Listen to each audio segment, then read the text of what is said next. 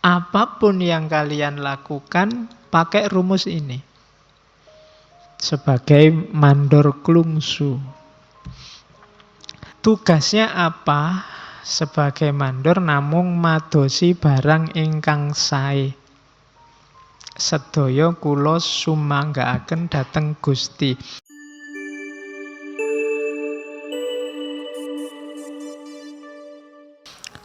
Assalamualaikum warahmatullahi wabarakatuh. Oke, bismillah, kita mulai ya. Mulai ngaji filsafatnya.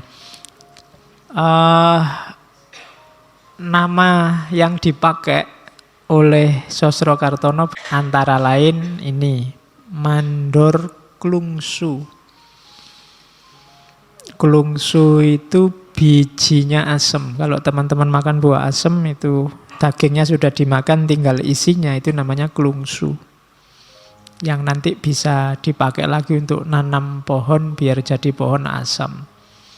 Kalau mandor kan teman-teman ngerti, mandor itu pengawas. Mandor klungsu berarti pengawasnya klungsu. Ini kelihatan unik, agak piye ya di telinga, masa pakai gelar kok mandor klungsu. Ya, pengawasnya bijinya asam. Yang pertama klungsunya. Klungsu itu kan nanti cikal bakal pohon asam. Dan pohon asam itu termasuk salah satu jenis pohon yang hampir semua bagiannya bermanfaat.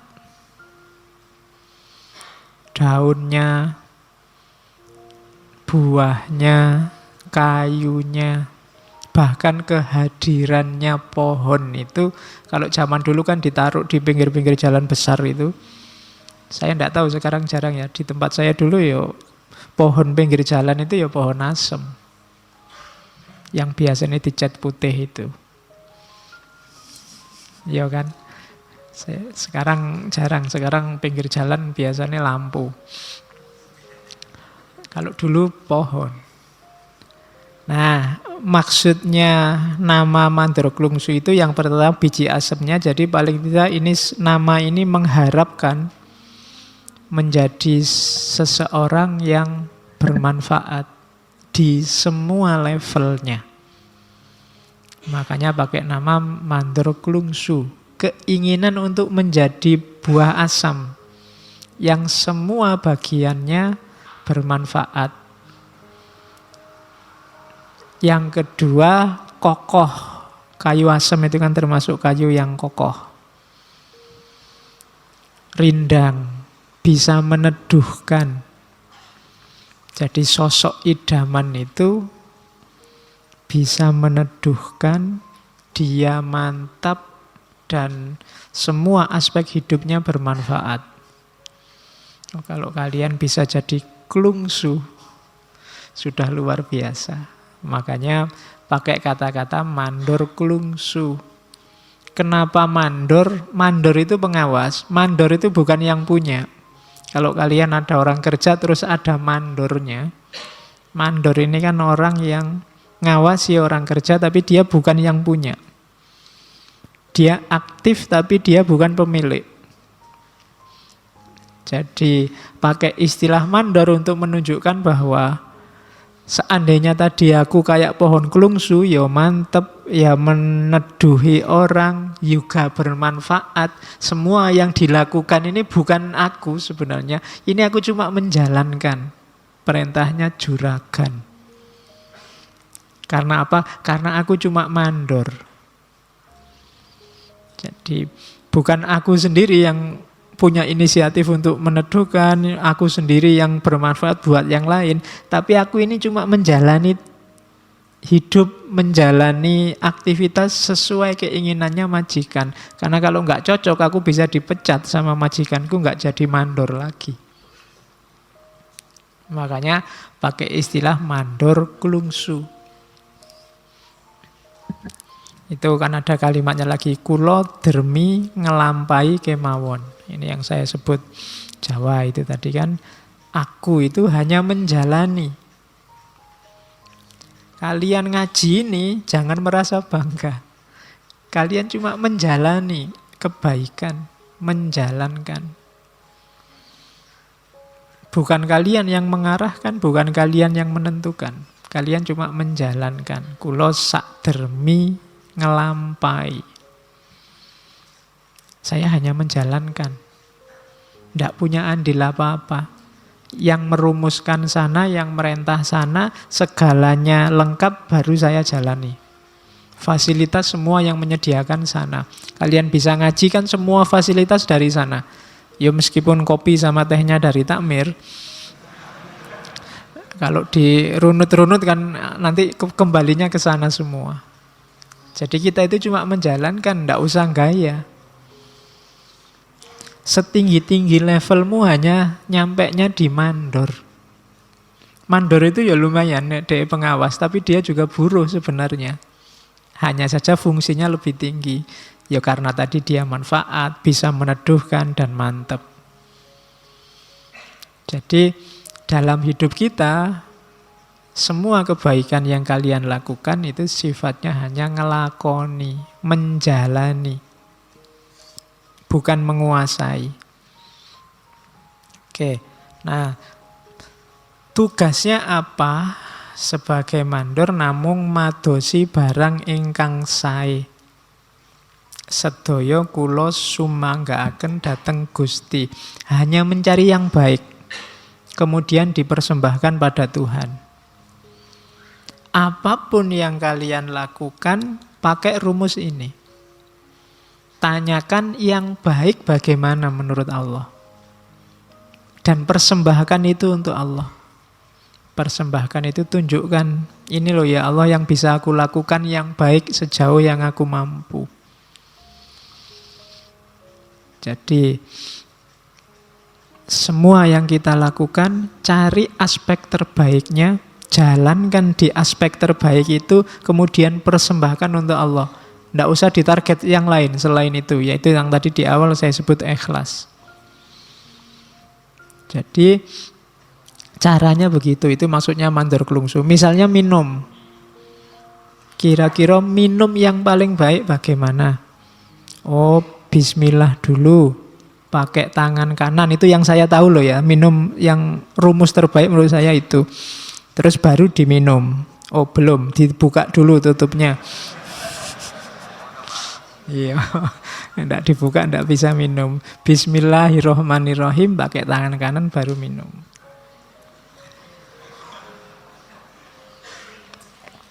Saya menjalankan minum dalam aspek terbaik yang saya tahu tentang minum. Dan ini loh ya Allah, saya ikuti aturanmu. Persembahkan semuanya pada Allah. Itu penjabaran jauhnya mandor klungsu. Makanya tambah terus ilmumu biar kalian tahu mana jalan yang terbaik. Jadi beliau Sosrokartono itu sering pakai istilah mandor klungsu dengan filosofi seperti saya jelaskan tadi.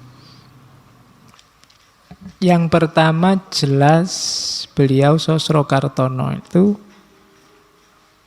yang jadi sandaran ingin beliau tegaskan sebagai identitas adalah kejawaannya. Itu yang paragraf kedua yang pendek itu, ingkang tansah kula mantepi agami kula lan kejawen kula. Inggih bab kalih punika ingkang kula luhuraken. Yang selalu saya pegangi dengan mantap itu agama saya dan kejawaan saya. Identitas spiritual dan identitas budayanya. Kenapa bisa dipegangi dua-duanya? Karena insya Allah pasti tidak bertentangan. Dan itulah identitas kita. Di atas itu dijelaskan, saya langsung baca terjemahnya aja ya biar kalian tidak bingung. Sebarkan benih persaudaraan dan benih keutamaan Jawa termasuk sampai ke luar negeri, ke luar negara.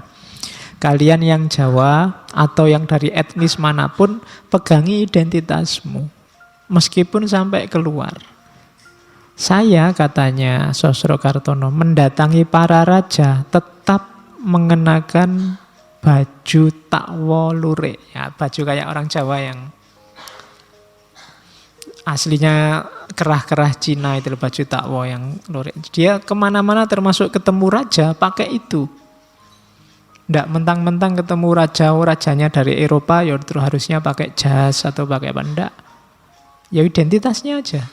Jadi pakai baju takwa lurik dengan tenunan sinjang dan tidak malu meluhurkan pusaka dan wasiat warisan Jawa. Karena itu identitas kita. Malah hal itu membuat saya tampak mewah. Jadi elit. Kalau nggak percaya besok kamu ngaji pakai oblangkon, pakai surjan. Nanti kan banyak yang moto. Iya, kalian jadi elit, jadi mewah, ndak apa-apa. Nanti kalau banyak yang begitu, akan jadi biasa. Dan untungnya identitas semakin kuat. Jadi malah membuat saya tampak mewah. Dan itu cerita tentang Putri Langkat, karena Sosrokartono pernah diundang oleh Raja Langkat untuk menyembuhkan keluarga kerajaan. Kanjeng Ratu Putri Langkat sampai berkehendak memberi sesuatu pada saya sebagai tanda mata. Dibuatkan sendiri olehnya. Mengambil contoh dari pakaian takwa. Jadi Putri Langkat itu mau ngasih hadiah Sosrokartono, mau dibikinkan baju dan dibikinkan baju takwa versi Jawa yang sudah biasa beliau pakai. Katanya Sosrokartono, begitu terkenalnya pakaian takwa. Oleh karena itu orang hidup tidak boleh menghina pusaka warisan sendiri. Mila tiyang gesang menika mboten kenging ngina pusaka wasiatipun piyambak. Itu sama dengan kalian meludahi mukamu sendiri, karena itu identitasmu. Bahwa kamu masih belum mampu menjalankan adat tradisi budaya itu, ya tidak masalah, asal kamu jangan menyepelekan, merendahkan. Karena itu adalah identitas kita. Dan Sosrokartono bilang, ya itu dua itu saja yang saya ingat-ingat jadi identitas. Yang pertama agama dan yang kedua kejawaan. Agama dan budaya. Oke, jadi ini rumusnya. Sejak awal kita harus punya prinsip-prinsip yang jadi dasar identitas kita. Nah, terus mau kemana dengan identitas itu? Katanya Sosrokartono, ingkang dados polanipun langkah kula inggih menika Jawi bares, Jawi deles, sama Jawi sejati. Jadi yang jadi orientasi perilaku yang saya ikuti, katanya Sosrokartono, yaitu yang pertama menjadi orang Jawa yang jujur, lugu apa adanya, tidak dibuat-buat. Mungkin ada di antara teman-teman satu dua yang dibuat-buat. Dibuat-buat itu dijawa-jawakan. Mungkin ngomongnya, kan ada itu kadang-kadang artis syuting, dia bukan orang Jawa terus dijawa-jawake. Kalimatnya jadi wagu. Ya, atau temenmu yang tiba-tiba pakai belangkon. Ya, padahal penghayatan hidupnya bukan penghayatan hidup Jawa, gayanya juga tidak kayak Jawa, tapi ya terus kemana-mana pakai belangkon mungkin. Itu tidak apa adanya. Jadi jadilah Jawa yang bares. Jawa bares itu ya Jawa. Sesuai keinginanmu. Sesuai kata hatimu, sesuai bunyimu. Kalau memang tidak cocok pakai kopiah, pakai belangkon, ya tidak apa-apa. Kalau dalam agama kan pakai kopiah itu tidak wajib juga. Tidak apa-apa. Asal jiwa Jawanya tidak hilang. Apa adanya saja. Oke, makanya saya tidak pakai kopiah. Kapan itu Pak Faiz kalau ngaji kok tidak pakai kopiah? Pusing aku kalau pakai kopiah. Kadang ya kuatel, kopiah itu kan setelah beli itu kan tidak pernah dicuci sampai nanti pensiun. Lah iya kalau dicuci kan bubar tadi. Kadang-kadang itu. Terus cuma tak jawab, nanti kalau saya pakai kopiah aku mau anggap ustadz tenanan. Nanti mau anggap kiai tenanan, wong ini yo cuma acting jadi ustadz deh.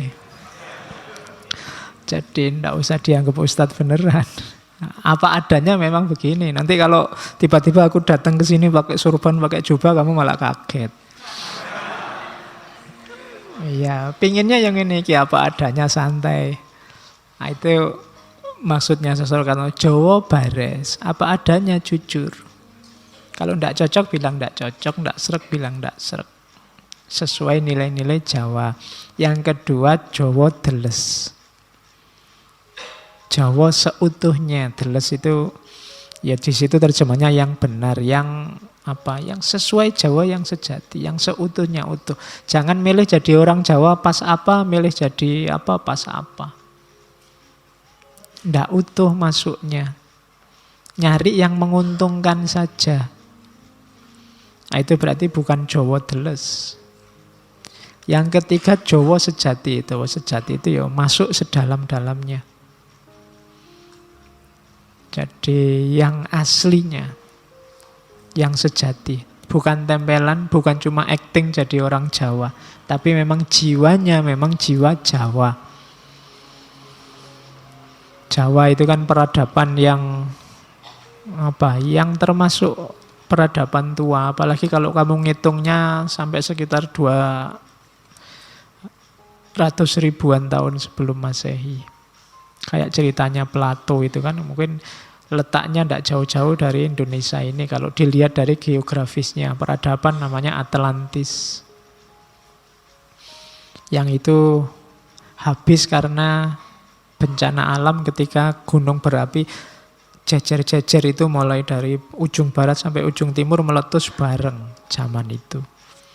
Terus peradabannya habis, padahal itu ceritanya peradaban Jawa zaman itu peradaban yang luar biasa. Katanya Plato, meskipun Plato nggak nyebut nama Jawa. Tapi beberapa ilmuwan meneliti secara geografis mungkin itu Jawa. Kalau ilustrasinya Plato, majunya Atlantis zaman dulu itu ngalah-ngalahi dunia modern hari ini. Zaman dulu ada listrik, tapi listriknya tidak pakai daya alam, pakai daya manusia. Daya mentalnya manusia yang bisa mengendalikan energi, kemudian bisa melahirkan listrik. Lu jangan salah, cerita-cerita orang sakti itu kan dulu begitu-begitu. Jadi ada orang yang ditembak tidak mempan, itu ada benar. Kan ada cerita pesawatnya Belanda cuma dituding saja, jatuh loh. Bayangkan kamu sekarang bisa begitu. Iya, kamu bolak-balik nuding-nuding kamu mesti. Zaman dulu kesaktian-kesaktian itu ada. Jadi orang untuk menguasai alam itu tidak terlalu tergantung faktor eksternal. Tapi daya dalam dirinya bisa dieksplor. Mungkin sangat banyak daya dalam diri kita yang tidak terpakai. Epistem kita mungkin agak salah. Karena yang kita elaborasi habis-habisan itu cuma akal sama panca indera. Dunia-dunia, dimensi-dimensi di luar itu tidak tergarap. Padahal orang timur harusnya tidak concern ke sana. Orang timur itu concernnya ke bagian-bagian intuisi, naluri, nurani, imajinasi, dimensi-dimensi itu. Cuma ilmu kita sekarang kan jadi barat semua.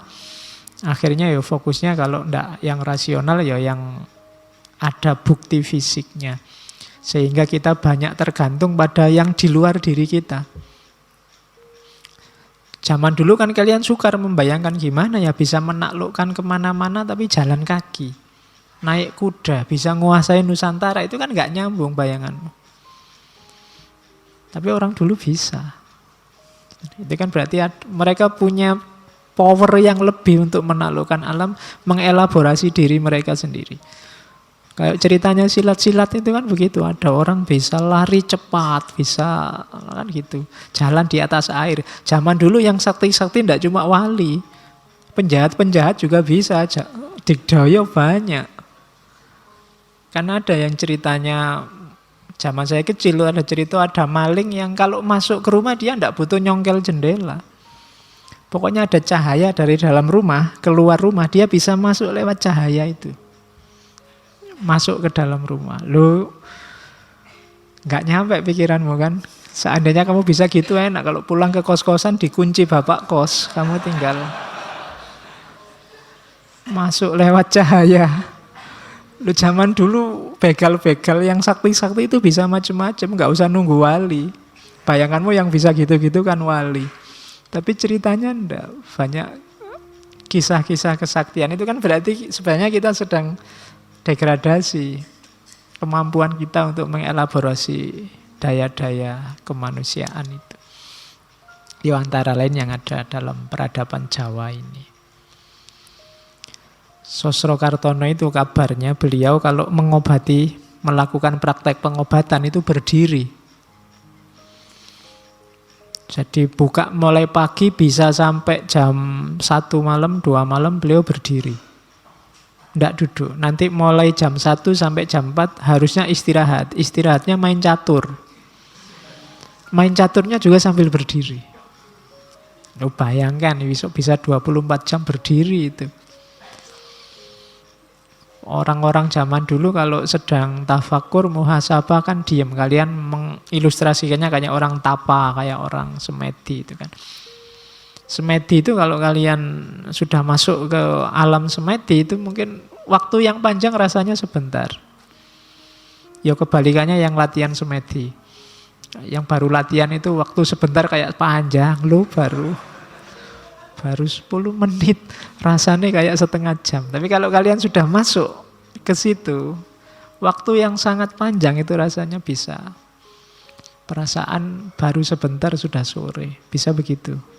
Kalau kalian mau coba silakan, kan banyak sekarang teknik-teknik semedi. Nah, itu dunia batinnya Jawa. Pola perilaku, jadi orang Jawa yang bares, jadi orang Jawa yang deles, jadi orang Jawa yang sejati. Oke, terus ini masih panjang. Tugas hidup yang paling utama apa? Belajar. Mengenali diri. Kenapa orang tadi bisa sedahsyat itu mengelaborasi dirinya, memahami alam? Ya belajar. Tansah anglampai dados muriting agesang. Senantiasa menjalani hidup jadi muridnya kehidupan. Gurunya siapa? Kehidupan. Itu berarti orang yang aktif membaca. Alam sekitar, kehidupanmu, lingkunganmu. Jadi tansah anglampai dados muriting agesang. Sinau ngraosake lan nyumerapi tunggalipun manungsa, tunggalipun rasa, tunggalipun asal lan maksudipun agesang. Belajar merasakan. Kalau kalimatnya merasakan itu berarti tidak cuma dipahami, dibaca, berjarak dengan dirimu, tapi merasakan itu terlibat dalam hidupmu. Jadi ngeraosake lan nyumerapi tunggalipun manungsa, bahwa manusia itu satu. Tunggalipun rasa, rasa juga satu, rasa itu satu. Tunggalipun asal, kita berasal dari hal yang sama. Asal kita sama. Lan maksudipun agesang. Dan tujuan hidup kita pada akhirnya sama. Innalillahi wa inna ilaihi roji'un. Jadi untuk bisa Jawa bares, Jawa deles, Jawa sejati, pertama-tama kita harus mau membaca, mau belajar. Bergurulah kepada alam semesta sekelilingmu. Pahami ketunggalanmu dengan alam semesta, ketunggalanmu dengan manusia yang lain. Murid gurune pribadi, guru murite pribadi, pamulangane sengsarane sesami, ganjarane ayu lan arume sesami. Yang jadi murid dirimu sendiri, yang jadi guru dirimu sendiri. Murid juga guru, guru juga murid. Pelajarannya apa? Penderitaan sesama. Bacalah sekelilingmu, banyak penderitaan, banyak kesengsaraan. Itu harus kamu baca. Kalau kamu bisa membaca itu kan tadi ngraosake lan nyumerapi. Tidak cuma berjarak tapi juga ikut merasakan. Maka selanjutnya akan lahir keindahan hidup bersama. Jadi yang pertama, jadilah muridnya kehidupan. Belajarlah merasa jadi bagian dari alam, bagian dari lingkungan, bagian dari rasa semua manusia. Jadikan dirimu murid sekaligus guru. Guru berarti ajari dirimu, murid berarti belajarlah dari dirimu. Kemudian baca di sekelilingmu banyak sekali penderitaan-penderitaan. Dan itu semua tugasmu, wujudkan hidup yang indah bersama yang lain. Kalimatnya luar biasa. Pengendalian diri dan pengenalan diri. Terus tadi kan jalannya belajar. Sekarang tujuannya kemana? Ngawula dateng kawulaning Gusti lan memayu hayuning urip tanpa pamrih, tanpa ajrih, jejeg mantep mawi pasrah. Sebab payung kula Gusti kula, tameng kula inggih Gusti kula. Apa sih tujuan hidup kita? Tujuan hidup kita, katanya Sosrokartono, tujuan hidupku itu mengabdi kepada hamba Tuhan. Nah, ini kamu kan selama ini hambanya hilang. Ini berarti apa? Ini tujuan hidup kita sebagai khalifah. Selama ini kalian bilang mengabdi itu kan selalu yang vertikal. Iya sih, kalau itu ibadah iya. Tapi ada yang lebih penting apa? Ngawula dateng kawulane Gusti. Abdikan hidupmu untuk sesama, untuk lingkunganmu, untuk alam semesta. Jadi ngawula dateng kawulane Gusti. Tujuannya apa? Memayu hayuning urip. Hidup ini indah. Ayo dibuat lebih indah lagi, jangan malah dirusak. Yang banyak dilakukan orang hari ini, hidup ini indah tapi didegradasi oleh manusia. Kita tidak memayu hayuning bawono. Seandainya ada pembagian rapot, itu mungkin ya rapotnya banyak merahnya itu manusia. Tidak menjalankan tugas sesuai yang diperintahkan. Kita tidak memayu hayuning urip. Lakukan tadi ngawula dateng kawulaning Gusti lan memayu hayuning urip tanpa pamrih, tanpa takut. Tegakkan dirimu dan mantaplah. Setelah itu pasrahkan semua pada Allah. Pasrah jadi kuncinya. Kalau Allahnya hilang, susah kamu tanpa pamrih, susah kamu tidak takut, susah kamu mantap. Cara untuk bisa tanpa pamrih, tanpa takut dan mantap adalah bersandar pada Allah. Pokoknya andalkan hanya Allah saja. Sebab payung kula Gusti kula. Yang melindungi aku adalah Tuhanku. Yang jadi perisaiku adalah Tuhanku. Katanya Sosrokartono. Kalau kamu bisa, kamu paham kalimat ini, cuma menghayatinya dalam hidup insya Allah belum. Ya kayak saya juga insya Allah juga belum. Kita belajar bareng-bareng. Jadi hiduplah untuk mengabdi demi alam semesta yang lebih indah, buang semua pamrih, buang semua ketakutan. Mantapkan diri di situ, tidak usah terlalu panjang mikir, kuncinya cuma satu, pasrahkan pada Allah. Allah yang melindungimu, Allah yang menamengimu, Allah yang menuntunmu. Kalau kamu sudah nyampe di level ini, jiwamu mutmainnah. Tidak terburu-buru oleh apa-apa lagi. Wasipun inggih menika ngupadosi padang ing peteng, seneng ing sengsara, tunggaling 1000 yuta. Wasipun itu maksudnya hidup ini ayo kita cari terang dalam kegelapan, ayo kita cari kebahagiaan dalam kesengsaraan. Contohnya berjuta-juta. Tunggaling 1000 yuta. Jadi hidup ini memang selalu ada dua aspek, ada terang, ada gelap, ada senang, ada susah. Kalau kalian hidup hanya mau terang saja dan mau senang saja, kalian akan stres. Untuk bisa hidupmu sempurna, hidupmu utuh, kalian harus bisa menemukan terang dalam gelap, menemukan bahagia dalam sengsara. Ya kalau terangnya sendiri otomatis kalian bisa sudah menjalani. Bahagia kalian bisa menjalani. Biasanya orang tidak siap itu ketika gelap dan ketika sengsara. Tapi kalau kalian bisa menemukan terang dalam gelap dan menemukan kebahagiaan dalam kesengsaraan, hidupmu utuh bahagia. Oh, itu diomongkan gini enak ya, lancar ngono, cuma dijalani susah. Iya.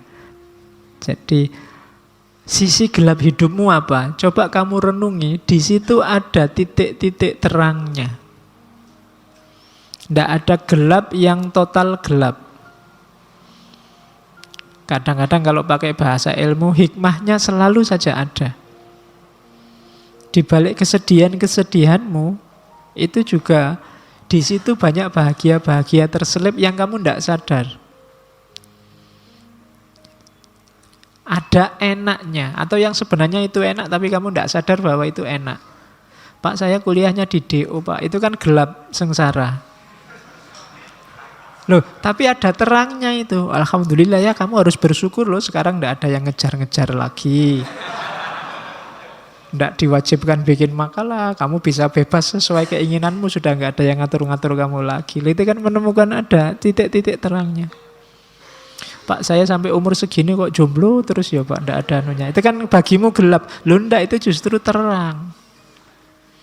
Cuma kamu tidak bisa ketemukan terangnya di situ banyak. Itu kan sudah terang bahwa kamu tidak laku. Oke.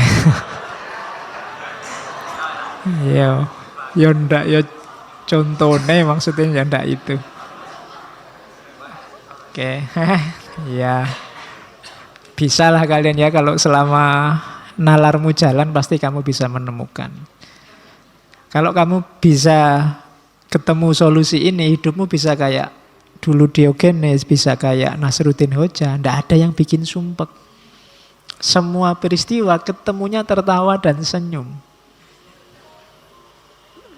Jadi tidak ada sisi sumpeknya hidup ini. Itu kalau kamu bisa mencari terang dalam gelap dan menemukan kebahagiaan dalam kesengsaraan. Diputus pacar, ketoke ya sumpek, tapi alhamdulillah bisa nambah wawasan, nyari lagi.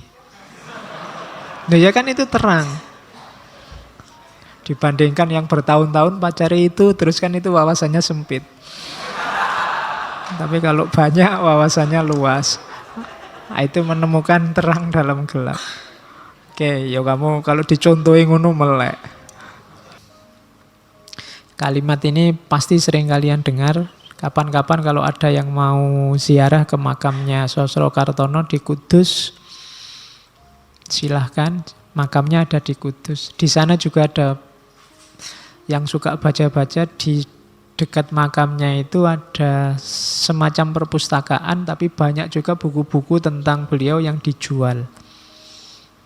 Jadi teman-teman yang ingin koleksi bukunya boleh ke sana. Ada banyak kalimat di seputar makamnya. Kalau yang 4 ini kelihatannya ada di sisi kiri. Kalau sini kiri ya, kirinya nisan. Jadi kan itu ada cungkupnya itu, nanti di bagian kiri ada tulisan ini. Sugih tampo bondo, digdaya tampo aji, ngeluruk tampo bolo, menang tampo ngasoraken. Jadi ini insya Allah sering kalian dengar kalimat ini dari Sosro Kartono sebenarnya. Sugih tanpa bondo kalian sudah paham. Jadi kekayaan, kaya tapi tanpa ada harta yang berlimpah. Jadi kaya atau tidak itu kuncinya tidak pada barang yang kamu miliki atau sesuatu yang di luar dirimu. Kaya atau tidak itu kan tergantung pada kamu merasa cukup atau belum. Jadi tidak tergantung hartamu, tergantung mentalmu, tergantung jiwamu. Hari ini juga, detik ini juga kamu sudah boleh mengklaim diri jadi orang kaya. Tidak usah nunggu besok kalau sudah ngelamar PNS dan diterima. Jadi itu rasa kok, oh saya sudah kaya kok Pak, saya mau apa-apa sudah cukup. Nggak harus utang-utang ke yang lain. Wong saya butuh saya sehari paling kopi sak gelas, rokok 2 batang, kemudian sing penting ada makanan apa saja masuk. Kalau nggak ada ya nebeng temen yang masak. Misalnya, saya nggak butuh, sehari nggak makan saya nggak apa-apa Pak. Misalnya itu. Jadi saya nggak butuh apa-apa lagi dalam hidup. Itu sudah jiwa yang kaya itu. Dibandingkan yang hartanya banyak tapi masih sumpek, masih kurang ini, kurang itu. Masih butuh buka cabang di sana, masih butuh kawin lagi, masih butuh. Enggak. Itu namanya belum kaya. Jadi untuk jadi kaya itu kamu enggak butuh bondo. Yang dibutuhkan jiwamu. Sudah selesai apa belum? Jadi itu rumus pertama. Yang kedua, digdaya tampo aji.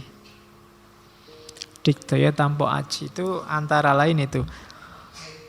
Ajinipun inggih boten sanes namung aji tekad, ilmunipun ilmu pasrah, rapalipun adiling Gusti. Jadi sakti tanpa jimat, tanpa jurus-jurus, tanpa ilmu. Kesaktiannya apa? Tekad yang kuat. Ilmunya apa? Pasrah. Mantranya apa? Rapalnya apa? Keadilan Tuhan. Tanpa harus punya jabatan, tanpa harus punya kuasa, tanpa harus punya relasi. Asal kamu percaya pada keadilan Tuhan, asal kamu bisa memasrahkan semuanya pada Allah, dan kamu yakin, mantep, tekad di jalan kebenaran, maka kamu sakti. Itu digdaya tanpa aji. Tanpa harus kamu belajar di perguruan silat, tanpa harus kamu ikut nyepi, tirakatan macam-macam, asal kamu punya 3 jurus itu, tekad, pasrah, dan percaya akan keadilan Tuhan, maka kamu orang yang digdaya. Kamu orang yang sakti. Kamu akan bisa menghadapi apa saja. Meskipun tanpa aji. Terus yang ketiga, ngeluruk tanpa bolo. Menyerbu orang. Menyerbu musuh tanpa pasukan. Taklukkan musuhmu, serbu dia, tapi tidak usah bawa pasukan. Yang dibawa apa? Angluruk tanpa bolo, tanpa gaman, bedah tanpa perang, tanpa pedang. Ingkang kula dalaken dadi tekad pamrih nanging tekad asih. Dengan apa? Dengan cinta, kasih sayang, kepedulian. Guyur orang dengan kepedulian, dengan cinta, dengan kasih sayang.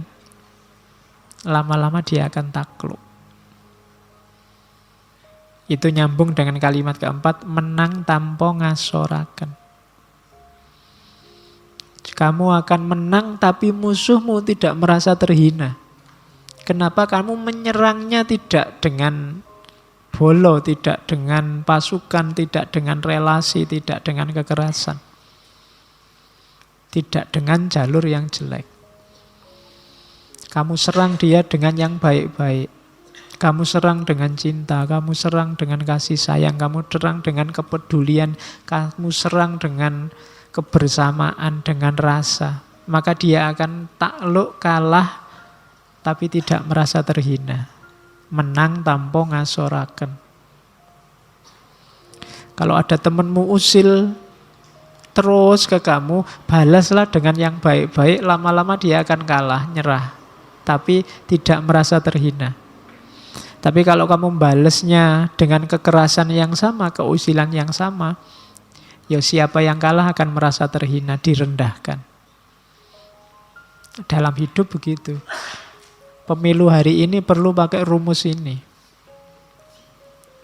Kalau perlu ngeluruk tanpa bolo. Tidak perlu pasukan kampanye yang besar-besar. Gerakan kampanyenya kemana-mana pakai jurus kepedulian, cinta, kasih sayang, saling berbagi. Sehingga nanti siapapun yang kalah tidak akan terhina. Itu perlu kalian pelajari lebih dalam lagi. Kalau ini ada di makam bagian kanan kelihatannya. Sisi makam yang kanan. Jadi terima mawi pasrah, suwung pamrih tebih ajrih, langgeng tan ono susah, tan ono seneng, anteng manteng sugeng jeneng.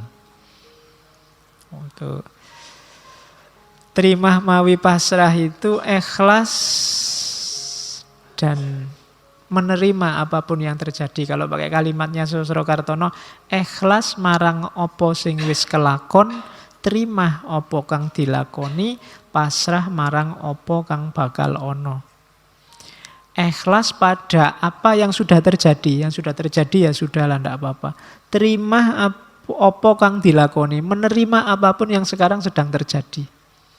Dan pasrah terhadap apapun yang nanti akan terjadi. Yang sudah terjadi ikhlaskanlah, yang sedang terjadi terimalah, dan yang akan terjadi pasrahkanlah. Itu kuncinya hidup. Terima, mawi, pasrah. Untuk ke sana kita butuh suwung pamrih tebih ajrih. Dua hal yang harus kita perhatikan, hati-hati, tidak boleh ada pamrih, tidak boleh ada ajrih. Ajrih itu ketakutan-ketakutan. Kenapa ada orang korupsi? Karena dia takut miskin, takut tidak bisa mungkin ngasih nafkah keluarganya sesuai yang diinginkan, takut. Ada ketakutan-ketakutan. Kenapa mahasiswa sampai ujian nyontek? Takut tidak lulus. Takut IP-nya jelek, takut DO, takut. Ketika orang takut, dia tidak akan bisa ikhlas, tidak akan bisa pasrah. Masih ada banyak ketakutan. Apalagi ada banyak pamrih. Pamrih itu ya keinginan selain Allah.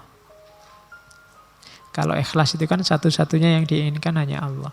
Selama masih ada pamrih dan masih ada ajrih, orang tidak bisa ikhlas mempersembahkan segalanya hanya demi Allah saja. Suwung pamrih tebih ajrih.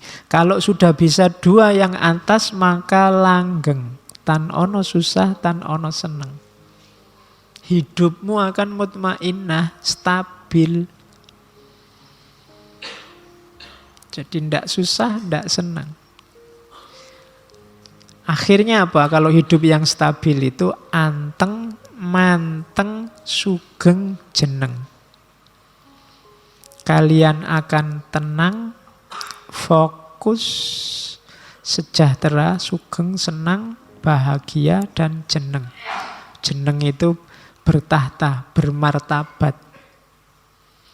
Itu falsafah hidupnya.